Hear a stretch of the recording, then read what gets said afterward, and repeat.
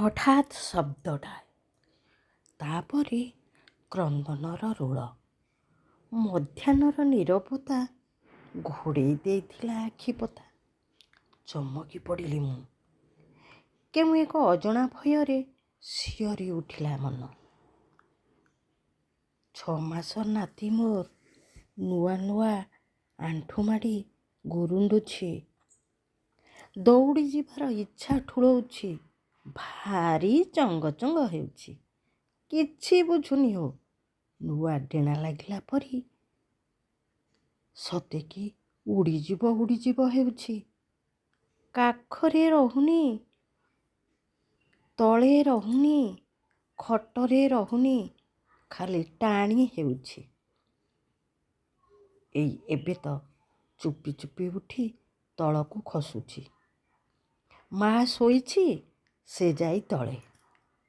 ଦୋଷ ବା କାହାର? ମାଆର ନା ଛୁଆର?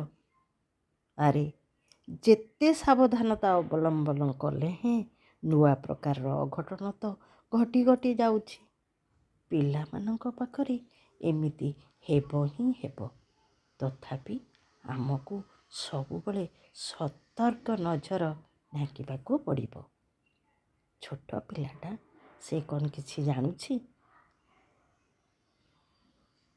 ପୁଅଟା ବି କିଛି ବୁଝୁନି।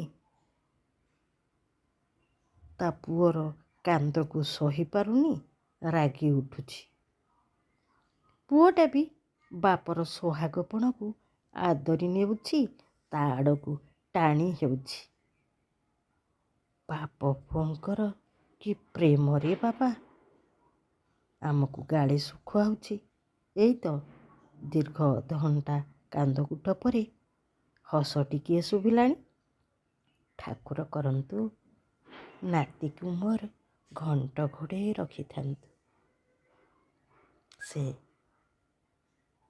ଦୀର୍ଘାୟୁ ହେଉ ଏବଂ ଭଲ ମଣିଷଟିଏ ହେଉ। ଜୟ ଜଗନ୍ନାଥ।